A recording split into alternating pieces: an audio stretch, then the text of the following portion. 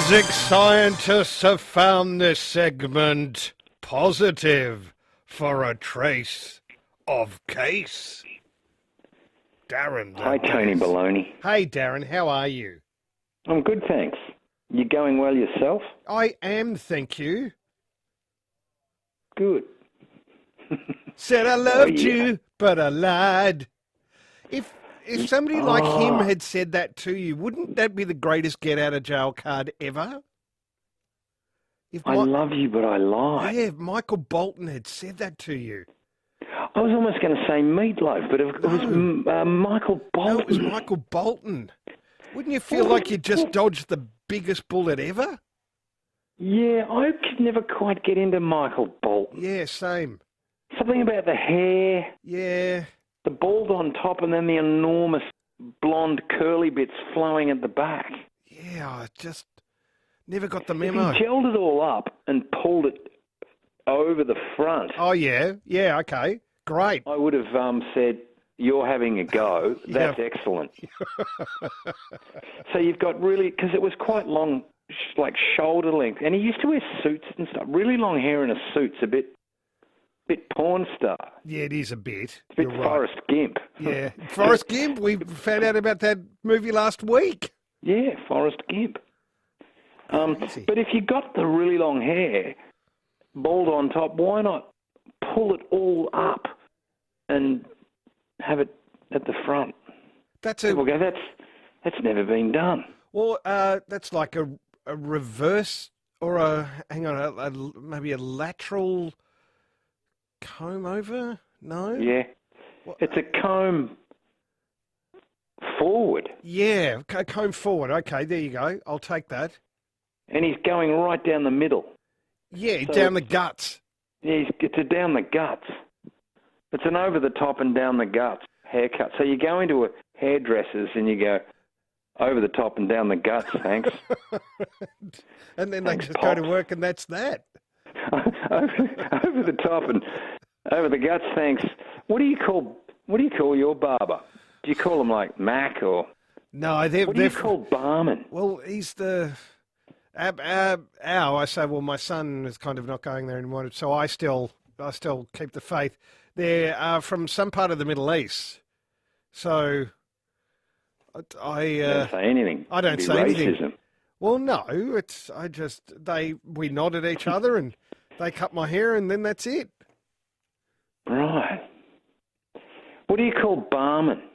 Do you have like champ? No, barkeep. Like you walk into a bar or landlord. What? Barkeep or landlord. Yeah. Landlord, your finest ale for my friend Darren. Yeah, and tapping the bar. 2 whiskeys, thanks. Champ. There's Champ or there's Mac. Yeah. Thanks, Mac. Or Pops. Have you ever called one old man? Have you ever called anyone old? No, old timer. Old timer I haven't, no, because for that he'd have to be a prospector with a donkey with lots of rattling pans and sluice gates. Yeah, and you're walking up a hillside and you're slightly lost and you go, I just need to get into the next village. And he sort of scratches his whiskers and then looks around and he goes, I think you need to get on down, go that way. And you go, thanks, old timer. And then you make your way. That's right. I've always wanted to say that to someone and I never have. But then you turn around and he's gone. There's just a donkey. Yeah. With pans on it. What is that? Oh, it's crazy. I passed an elderly chap in a park and he was all cheerful and he went, morning. And I thought, here's my chance. I could have said, good morning, old timer. But I didn't because I thought, what if it's inappropriate? And what if he's one of those guys that's old but kind of brawny? What, and just ready for a rumble? Yeah, and he knows how to box and stuff, and he beats me up. Oh, well, okay. What about that? Yeah, well, nobody wants that, but I don't know, maybe that's the less likelihood of all the possibilities you faced that morning, Darren. Or the least likely. Yeah. All right, well, speaking of beating up, I've got a story to tell you. It's from I'm reading a book, Woman Travelling in Nepal. Yeah. And Just bear with me. I have to edit out the delay. Hang on. She's in Nepal. She's with a guide, and he's taking her. She's going to see a little festival. Yep. A little festival going on. There's a sort of a field. There's a bit of running around. There's a bit of fire and flame. There's a few people dancing. Then a guy comes out with a large red phallus, and he's hitting people with it. He's mostly the women. He's hitting the women on the head with it. They seem to enjoy that. Yeah. Like the women who were in the crowd watching, everyone's clapping and cheering. He dances around. He's kind of a clown, and he's hitting them randomly on the head, and that helps with fertility. Oh, yeah, of course. Yes. Yeah. Yep. Of course. Yeah. Of course. Well, naturally. Yeah. So there's that, and it's quite a big phallus. So she watches that. She thinks that's unusual, but okay. Then 16 nude men come running out. Yes. They've got white material wrapped around their heads, and you can only see their eyes, but the rest of them is completely naked. All right, gotcha. And they dance around, and I can't find it. I've got a bookmark on the page, but I don't want to slow down the segment by looking for the description of their behaviour. But they sort of taunt each other. They're rubbing themselves. They're pushing against each other. They're mock sort of taunting each other, taunting the crowd. 16 nude guys. Then randomly they suddenly get some guy somebody shouts, and they get some guy in the front row, and they start beating him up. Right. Apparently he'd taken out his phone and was going to take a photo. Oh, yeah, okay. So he got beaten up. Yeah, all right, sounds about right. So it turns out he was checking the time. They found out later he was checking the time. Yeah. But he probably thought, how much more of this is there? These 16 nude guys. This is Nepal or Tibet. So there you go. You go on your trip. How was your trip? Oh, the temple was lovely. And the view of the Himalayas was breathtaking. Oh, and I got beaten up by 16 nude guys. Is that I'm not making it up, Tony. No, okay. It's true. I'm just wondering if that is ever a possibility allowed for in your travel insurance, Darren. or when you arrive back home at customs. Have you visited a farm or a place where primary produce is sorted? Yeah. Go on, I love it. It's great. They gave, her words were, they gave him quite a thrashing. Oh. It's breathtaking, isn't it? It's pretty 16 amazing. 16 of them, all nude, to a man. What if he was pretty snappy with the karate? Yeah. And he takes them out. Oh, uh-oh. And it becomes like Bruce Lee, and he leaves 16 nude guys all whimpering, nursing their wounds on the ground. Yep. And he says, take that, nude guys. And let that be a warning. Yep. To nude guys everywhere that I won't take a backward step. Fair enough. Fight you. Let the word go forth. Yeah. So that happened. I'm with you on that. What about, in Tibet, a guy was travelling in Tibet. Now, this is, I'm not taking a shot at modern Tibetans. This was in 1902. But a Japanese traveller in Tibet was writing about it, and he said they were disgusting and they never wash. Okay. Now, we discussed on this segment once that Genghis Khan, of course, he was 1300s or something, but when he was taking over everything, he never washed. None of his soldiers washed. None of them ever washed in their whole life. Yep. Now, at one point, Tibet was part of his empire, so maybe something, was some sort of tradition was handed down because of that. It may have made you a better warrior. Yeah, because you stunk people to death. Yeah. Well, anyway, in 1902, none of these Tibetans would wash, which disgusted this Japanese traveller. and it's apparently they say if they wash, they feel that will wash away their happiness. Oh, really? So what? Smelliness is happiness? Because we're taught That's what I thought. Why would you be happy if you're covered in filth? Yeah, well, we're taught the opposite. Well, the godliness is next to cleanliness. Yeah. And it's not like it doesn't occur to them. They actively say, if we wash, we'll wash away our happiness. So they're aware that there is a thing called washing, but they choose not to do it. Okay. And then maybe a wife says to her husband, why are you so sad? What's wrong? He goes, I've had a wash. And I don't know, I just miss that 8 pounds of scum I had behind each ear and all that slime that was around my neck. I just miss it. I really miss it. Yeah.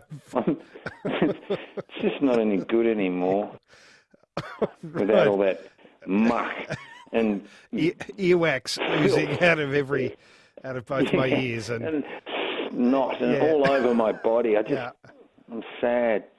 It's all gone. All right. What do you think of Andie MacDowell, the actress? Oh, she was really hot there for a while, but then and then I found her a bit annoying. But she ended up doing a skincare ad, I'm pretty sure. Like a lot of those actors. She's been accredited with the quote, and I'm not buying it, I love getting old. Oh, rack off. What is that? Rack. Are you as disgusted as I am? I'm not buying that for a second. If you do skincare ads saying it'll reverse the visible signs of aging, and if you're in a world like Hollywood where everything depends upon looking young, or so it is said, then that's just bunkum. Let me guess. Darren, this is my thing.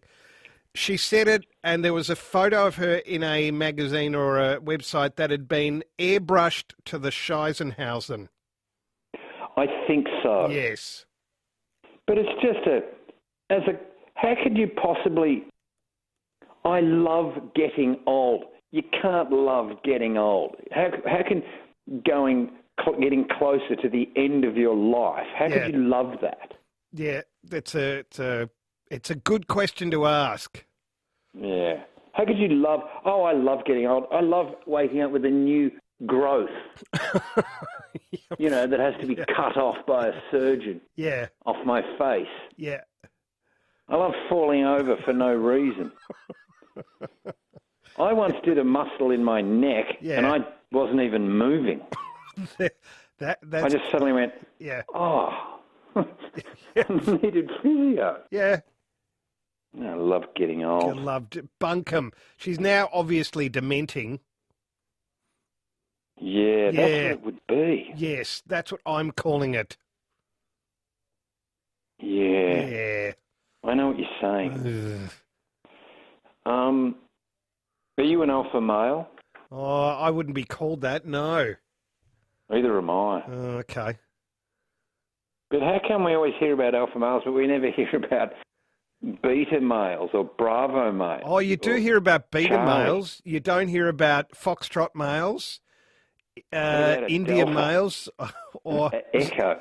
Zulu males you do hear about, but only if you go to Africa.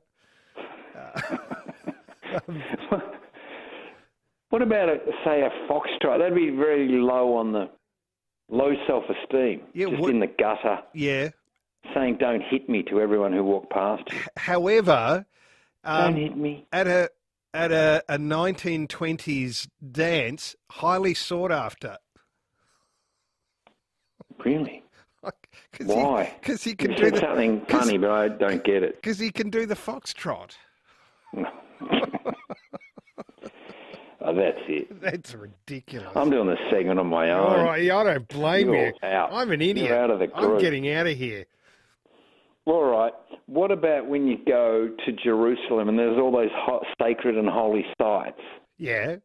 There's a temple and there's a cave and that's got a cloth in it that Mary was said to have touched once, and there's a thing over there that Jesus once sat on. Yeah. The stone over there, and there's all these different things, and they all mean different things to different religions, but everyone accepts that it was said to have done this and that went on.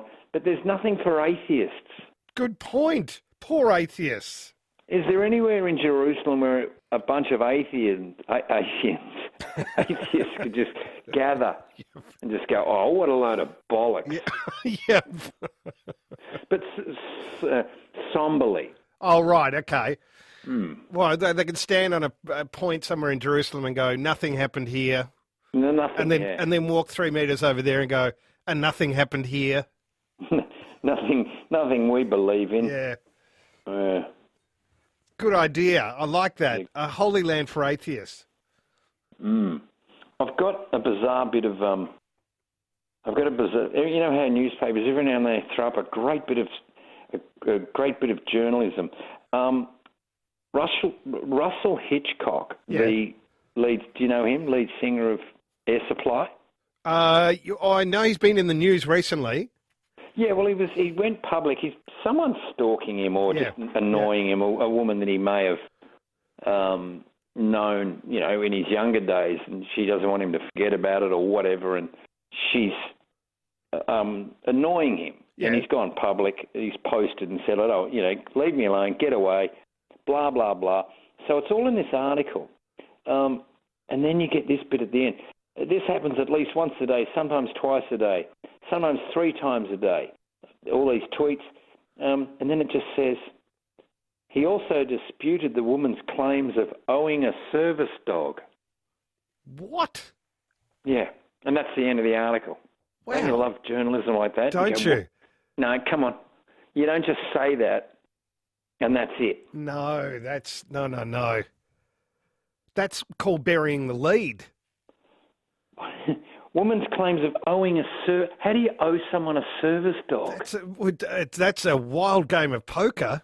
That's what I thought. Yeah. Maybe he's in some 7-card high stakes hold'em.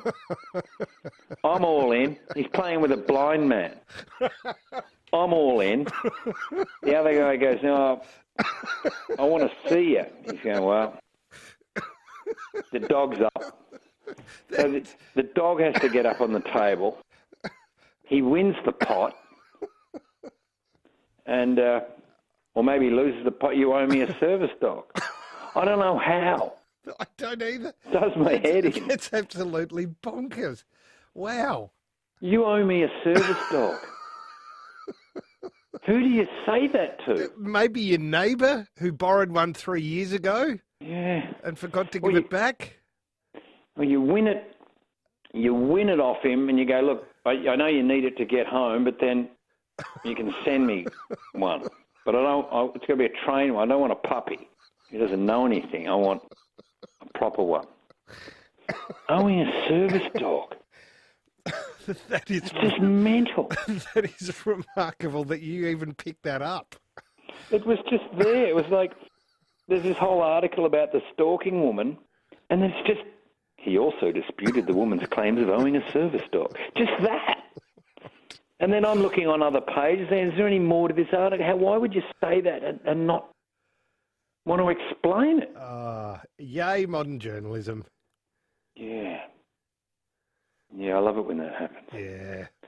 Look, it's been great. We're nearly there. Oh, Darren, it's... Why don't you give us some... why don't you give us a little bit of your Triple M voice? Oh, okay. All right, just to end on...